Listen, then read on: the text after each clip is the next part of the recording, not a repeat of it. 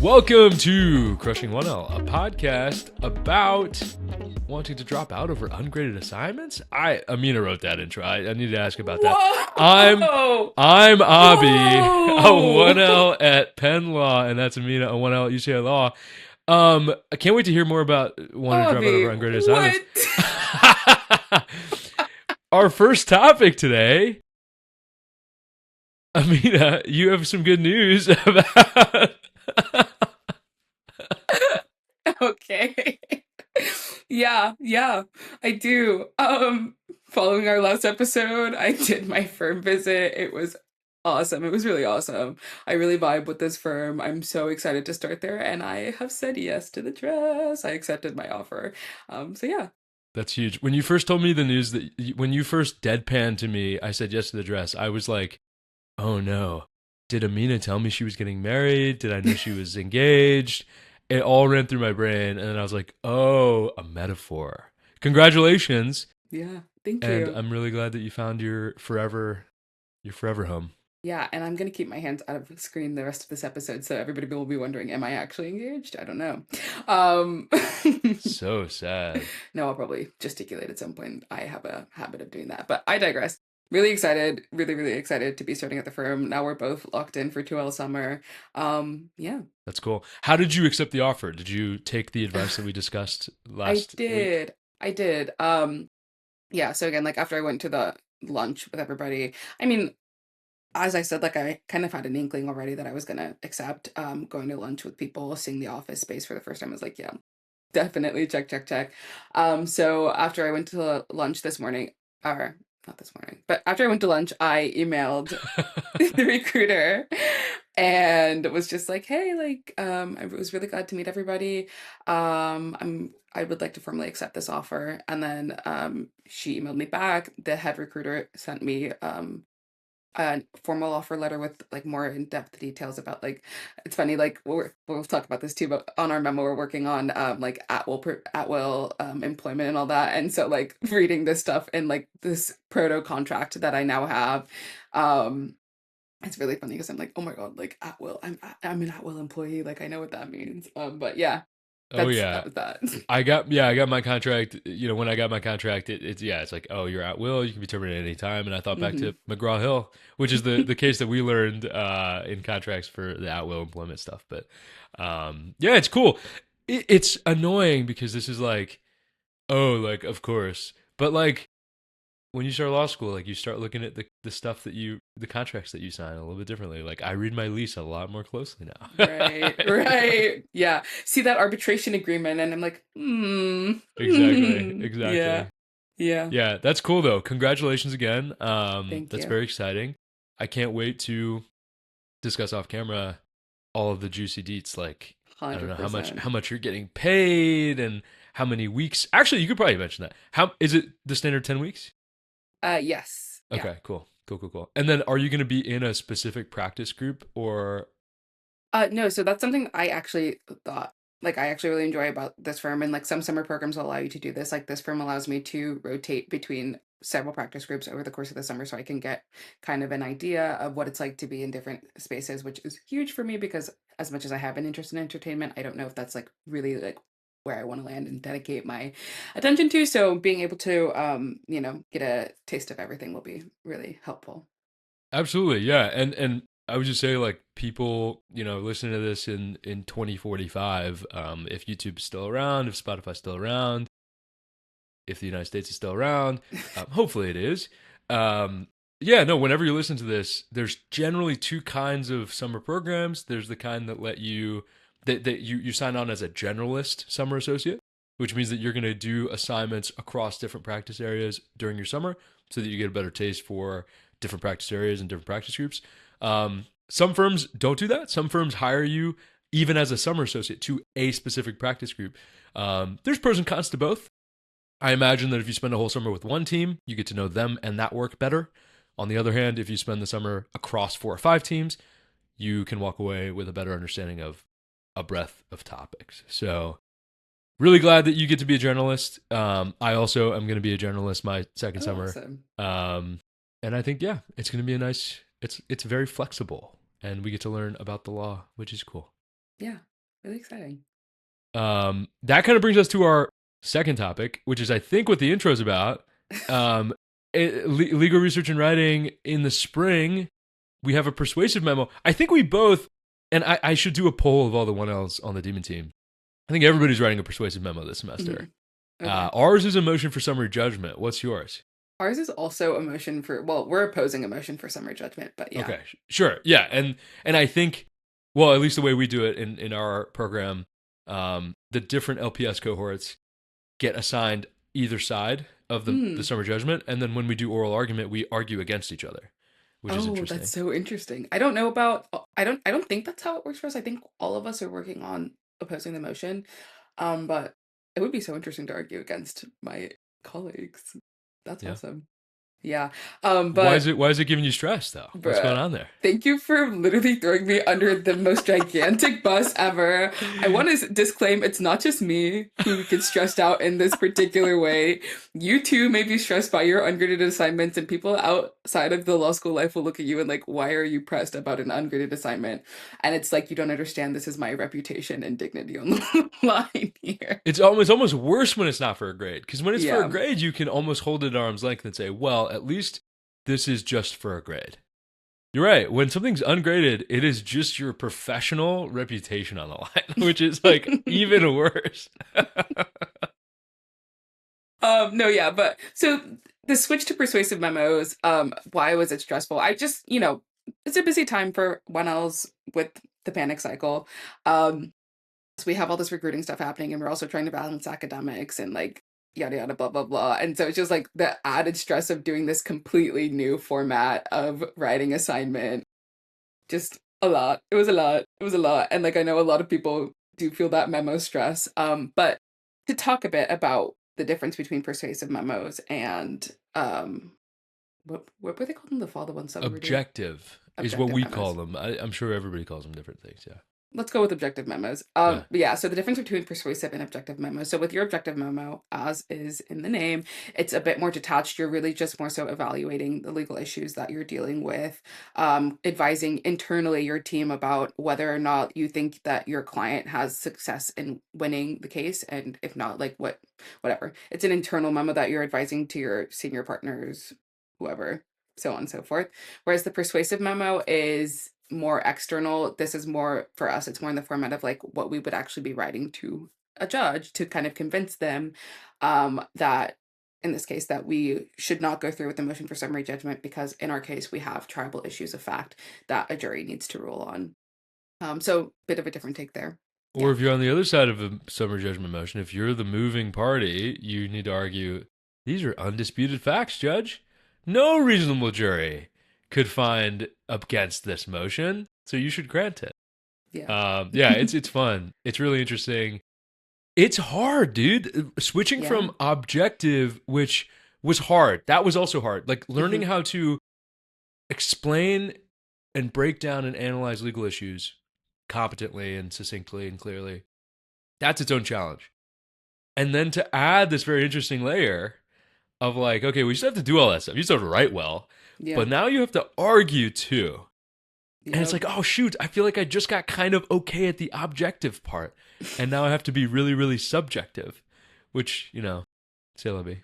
Yeah, I feel like for me, it was like interesting in the sense of like I felt like I could do persuasive essays like day and night. Like that was my bag. So coming into the objective memo, it was like I have to untrain myself from all of this like persuasive language and this biased perspective in my writing to just present the facts and analyze them as they exist in front of me.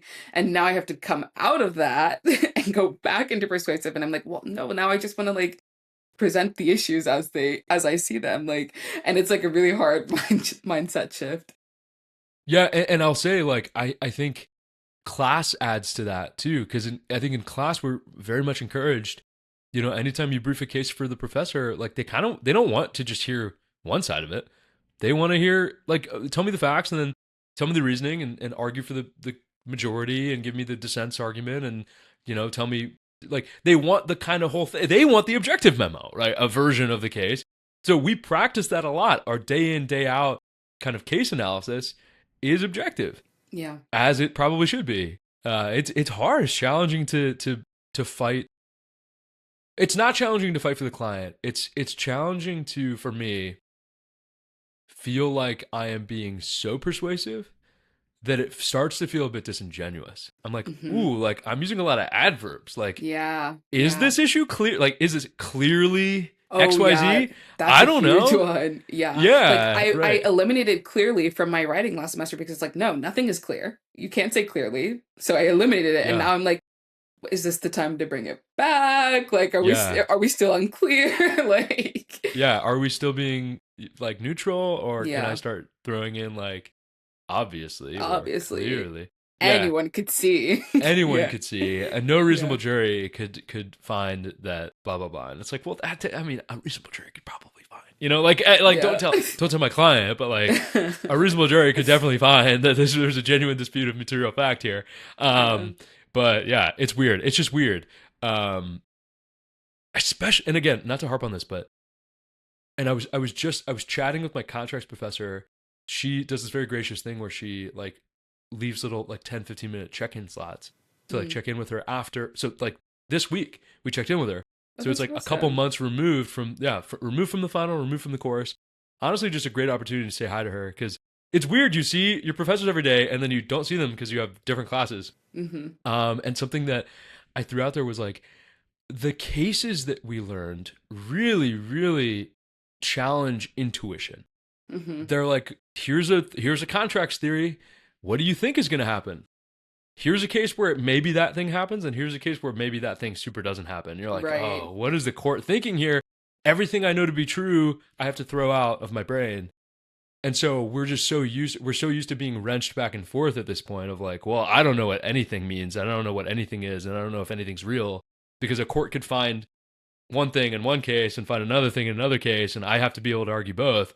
And again, now it's no, Your Honor, there is no genuine dispute of material fact here, even though every fiber of my being is like, Definitely there's there is. There definitely there definitely there is. definitely super is, and I can think of like 18 counter arguments. Yeah, but Yeah. So it's it's just like a weird thing. And then this semester too, as we were mentioning, we have oral arguments.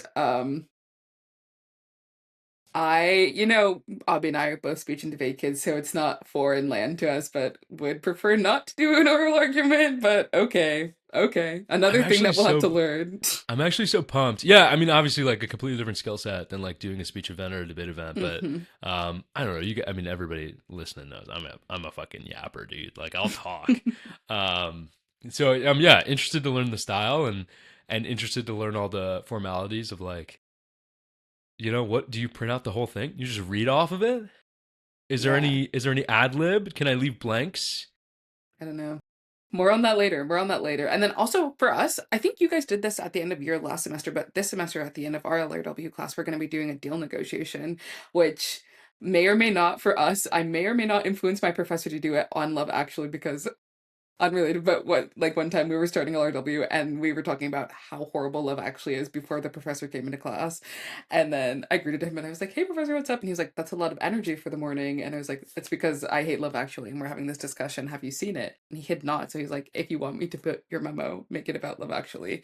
Um, I'll watch it and then you guys can write about it." So maybe it'll be about Love Actually. That was a huge tangent. Sorry, but deal Wait, Love negotiations. Actually or Love Island?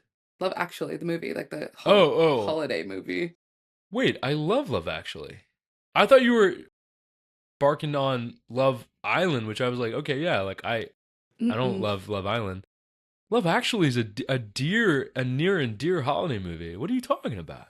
Okay, saving this for the Love Actually debate because I hate that Whoa. movie intensely and I think it's horrible. Here's the thing, man. I'm okay to lose on the AI debate because I don't give a fuck about AI. But if you somehow convince me to not love one of my favorite holiday movies of all time, I'd actually genuinely be devastated. That would be Okay, really so sad if we'll I we'll lose the just debate. we'll just put a pin in it entirely. But Sure, sure. No, yeah, I we mean, I might think be that leave a comment if you want us to debate about whether Love Actually is a good movie or not. Wait, so is it just that you don't think it's good, or like some people argue Love Actually is not even a Christmas movie? I think it's just like, I think, what was the plot? Like, where's the narrative? What are The we plot, doing Amina, here? the plot and the narrative and everything is right there in the No, name. It's right there in the name. no. Love, comma, actually. Did anybody fall in love in that movie? Was there any Yeah, love people fall in love. actually? Colin Firth and the person that and his maid fell in Right. love. Let's unpack that sentence. Okay. That was a bad first example.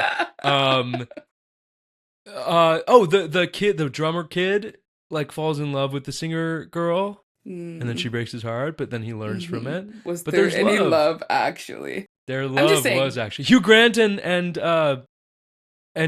his secretary. okay. Right. Um gosh. Uh Andrew Lincoln and Keira Knightley have a moment. Right. Oh yeah, that guy after he pulls his best friend's wife. He notably doesn't. No, he actually notably does, and she allows it nonetheless. Like, it's all the awkward stuff No, between them. He's they don't, literally nothing like, happened. like gawing over her at her freaking wedding. He professes Then his love for her, he yeah. on Christmas or whatever in the holiday season, he goes to his best friend's house with these dumb ass flashcards, like, oh, like, I have to say this, da da da da da. And then she comes out the house and kisses him. Like, It was a friend. It was like a no. respect. Like, I respect what I you. I really wish somebody would. I really wish. Like, I really wish. Okay, what about Martin Freeman and the person that he's like acting in the I in don't the even want adult to movie with? get into that conversation. What about But I will grant you that it was Alan Rickman and probably the Emma most Thomas? wholesome. Abhi, what are we doing right now? Alan Rickman, Emma Thompson. That No. was sad. That was sad. We have gone so far from the plot of both Love Actually and the plot of this podcast. That's so I'm true. deading this conversation. You guys can weigh in the comments what you think about Love Actually. Um, but Oral yeah, argument. no negotiations. We're gonna Negotiations. because so what you'll learn in law school is that law school is very litigation centric. And you're not going to get a lot of work doing transactional stuff. So this Yeah. negotiation is a bit of a like scope or a view into what it's like to do transactional work, Yeah. working back and forth, redlining a contract, so on and so forth. So I'm really looking forward to that part Yeah, because personally. you're gonna be a litigation attorney, and Transactional. sorry, that's what yeah, you're gonna be a transactional attorney. And Yeah. when we say this is actually worth clarifying, when we say law school is very litigation heavy, why? It's because it's built on a lot of case law, and cases are Mhm. usually because somebody's suing somebody, and so Litigating. that's by definition involving litigation. And you have to kind of learn litigate, like that's kind of the 1L thing to do, is learn how a lawsuit works, like how a civil action works, how that kind of stuff works. And you're right, there's not a ton of transactional reps. I think we get a little bit of exposure to transactional stuff in contracts, but of course, if you're Yeah. reading a case in a contracts class, You're it means still in that litigation mode. it was in litigation, even Yeah. though it might be litigating about a term that was, debated about in a contract. But most of your legal writing and research classes will include a module, hopefully, on transactional work. And Mhm. what is transactional work? Usually, it's not competitive. It's not, what's the word I'm looking for? Antagonistic. Adversarial. Adversarial is the word I'm Yeah. looking for. It's not adversarial. Two parties are trying to achieve an outcome together. So you'll be on a team and somebody else will be on a team, and you'll have to kind of come to an agreement about a contract, and maybe your professor will prep you guys, and they'll tell you like, here's what your client wants. So our program does it really cool. Like we have like a client meeting, and so like one of our TAs like pretends to be the client, and so we have a client meeting and they discuss what they want, and then simultaneously the other team is doing their client meeting somewhere else in the school, and then a week later we sit down in a room and we hash it out. So fun stuff. Yeah. Yeah, looking forward to it. But that's kind of like how LRW differs between the two semesters. Yeah. Yeah, very cool. Yeah, persuasive memos, oral arguments, and for you, transactional work. Very exciting. Very exciting. Next topic. I have a bit of law news. And I know Okay. we're getting close on time here, but couple more topics. Law news. Zuck is getting sued. Mark Zuckerberg is getting sued Oh in no. California. Oh no. Yeah. So the article I'm reading from is titled "Meta CEO Mark Zuckerberg to Face Jury in Landmark Social Media Addiction Trial." It's from February 18th, and it's by Bobby Allen, and it's on NPR. And so it's huge because I don't think there's ever been a lawsuit. The reason they're calling it a landmark lawsuit, there's never been a lawsuit where one of these social media companies is on the hook Mhm. for essentially getting children addicted to their applications. That's kind Um, of that's yeah, yeah, right? And the article goes on to kind of liken or compare like Instagram to a digital casino, which that's like not super wrong, right? Like a bunch right. of really interesting flashing lights and like a constant stream of like dopamine hits, and no wonder. I mean, the kids didn't stand a chance. So Yeah, we'll see. We'll see if it goes anywhere. There's never been any successful litigation showing that social media products are addictive. yeah. Addiction's really Wow. hard to prove in court.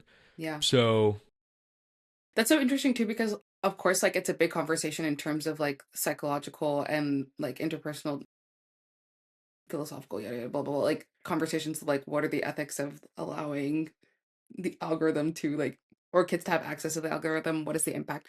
I'm sorry, I said philosophical and I didn't mean it. But what are the impacts on like the development of like teenage minds? Like we don't know, like because this technology is so new. Like I mean, I guess kind of you and I all be are like the guinea pig generation of this. Like yeah, I mean like not not fully are like I'm we not are we guinea pigs? in the, well, in the sense, I mean, you're a little older than me, but like I grew up maybe like the first 10 years of my life were not really like I literally had a flip phone, maybe. And like you guys may not, those of you who are younger may not remember, but like having to like click through like the keypad to get to the right letter on a certain number. I've been there. But then also transitioned into like by high school I had a computer. Like they were issuing us computers at school, you know. But I think actually guinea pig generation is the one like underneath us I think it's just the where they're one just just after us. Yeah, fully online all the time.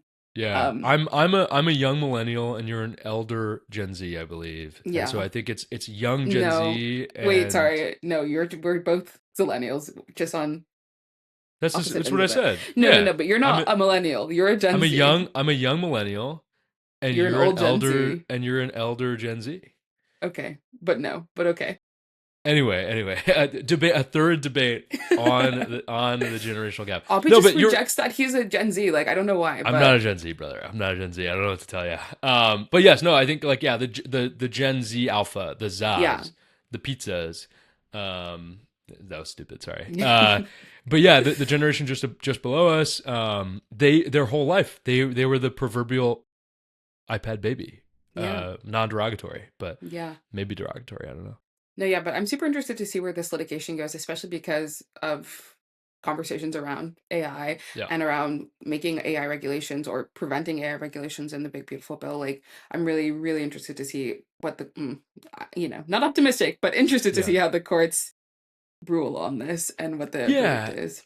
And it's like it's more than just AI. It's like the algorithm itself that these companies have developed to keep your attention. And Hmm. so like for instance, to read from the article a bit, the woman at the center of the case, a 20-year-old from California known only as KGM or Kaylee in legal documents, says she started compulsively using YouTube when she was 6 years old, and later around age 9 she began scrolling on Instagram. Those are very young ages to begin using social media.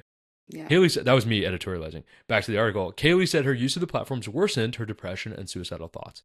Jurors are expected to hear from her at length when she takes a witness stand later in the trial. So that's kind of the case in a nutshell. Is this young woman alongside a lot of other people are suing Meta and other social media companies because they're arguing that the addictive nature of social media has worsened their mental health symptoms. Yeah. This seems to me like one of those strategic cases, like where they're like, we're going to fight this battle so that we can have a ruling. Like, you know what I mean? Yeah, you just need the court to tell you something. Like even if it doesn't go well, like you're gonna learn from what do you call it when it's like when you release like the balloon to like scout ahead, like akin to a litmus test. Okay. But yeah, this is a test case, so to speak, for like can we litigate this topic. So yeah, really interesting, and we'll keep an eye on this. I can't imagine that I can't imagine that the court's going to be like, "You're right. Facebook is illegal." Like Right. they're Like, not going to say right. that. They're not Right. going to say that. So, yeah, interested to see where it Or goes. even accountable. Like, Yeah, right. And it's like maybe they can get some like damages for the emotional distress or whatever, but like Maybe. Yeah. but that's hard. Again, very, very hard to prove. It's very, very hard to prove damages in these kinds of cases. So unclear if they're going to get paid. Even less clear if anything bad's going to happen to Meta or Facebook. Of course, we're speaking too soon. Maybe Meta and Facebook will be like, "What are you talking about? This isn't addictive." Unrelated but related. In admin, which is one of my electives, one of the first things we led with was the big FDA case study, and it was the FDA going on the gargantuan task of trying to prove that cigarettes were addictive, and they Mm, weren't able to until the late 90s. wow. So it took a really long time for the government to like accumulate enough evidence to show not only that cigarettes were addictive, but that cigarette companies were knowingly manufacturing and selling cigarettes knowing that they were addictive. So I think it's going to take some sort of landslide like that, Yeah. where not only do we need to have better data showing that social media is addictive, but more evidence showing that the companies creating social media know it's addictive. Yeah, and I think that's kind of like the elephant in the room, right? It's like it's so obvious. That's kind of the tension with the law, right? It's like it's so obvious to the common person, and Abhi, we're talking about this too, of like you having to kind of abandon your instinct and intuition. Like you instinctually like know that these things are happening. Like we know that social media is addictive, we know that it has these adverse impacts on people who are vulnerable, and yet because of the way that the legal system functions, like we can't just, I mean, for better and for worse, but like we can't just like, okay, everybody knows this is happening, like let's do something to fix it, you know. So yeah, really interesting case there. And we'll keep an eye on it, and probably we'll need more data on that to really have some like landmark legislation in that regard, Yeah. or precedent, No, whatever. noteworthy. I just scrolled. I missed this part, and I should have mentioned this earlier. In her original suit, KGM sued Meta, Google, TikTok, and Snap. TikTok and Snap settled before trial, so they got paid already. Oh And damn. KGM and her co plaintiffs got paid by TikTok and Snap. So Meta and Google are the only two remaining defendants. So we'll see. Wow. Okay. Those are the two big ones. All right. Cool. Very cool. Um. Okay. Lowell this week. Wow. Yeah. Do you have something? I swear, like I am going to law school too, and I do learn words. I just have trouble like remembering the hard thing about Lowell, and that's why I admire how you're able to produce a Lowell every week. Is like you want a Lowell that touches on beyond its doctrinal Hmm. silo, right? Like if I like pulled a random phrase, if I pulled like enablement from IP, it just wouldn't carry the same, it wouldn't pack the same punch because it's such a specific word for IP law. Right. Yeah, I don't know. I just am like, for me, it's more so like, oh, that's an interesting word, or like this week's word, or this week's doctrine rather, is something that harkens from AP Gov. So I was like, whoa, I saw that and I had like a shiver down my spine of like trauma memories. But this week, incorporation doctrine. Are you familiar with the incorporation doctrine? I probably should be. I also took AP Gov like more than 15 years ago, but Yeah. uh, is it? Can I take a guess at it? Yeah, please. Incorporation doctrine. Is it like parts of the government are incorporated? Something like that. So, um, when you have a constitutional claim, right? The idea is that you need to have a federal actor because the Constitution regulates the federal government. So if you have a state claim of a constitutional violation, theoretically you wouldn't be able to bring that because there's no federal actor, it's a state actor. However, with the incorporation clause, it it's part of the 14th Amendment, and it incorporates the rights from the first 10 amendments of the Constitution and applies them to the state. So if you have a claim Oh, under one of duh. those first 10 rights, you can bring it against state or federal because the first 10 amendments also apply to the states through the incorporation clause of the 14th Amendment. So like the case that I can't even talk about it because I don't remember. I just remember that we were analyzing a Fifth Amendment issue incorporated under the 14th Amendment in my con law class. Oh, but it's got to be due process, right? Like usually the heavy hitter that gets it that you take from the Fifth Amendment to incorporate to the states with the 14th is usually due process. Yeah, I think we were talking about contracts clause and takings clause. So I don't remember exactly what the case is, but that's an example. Like you can incorporate an amendment through the 14th Amendment. Yeah, Cool.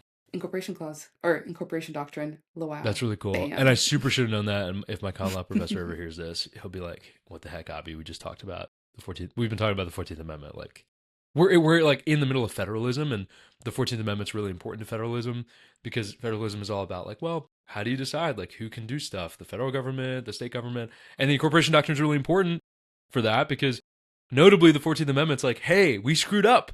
We need to make some stuff more clear about who can do what and why.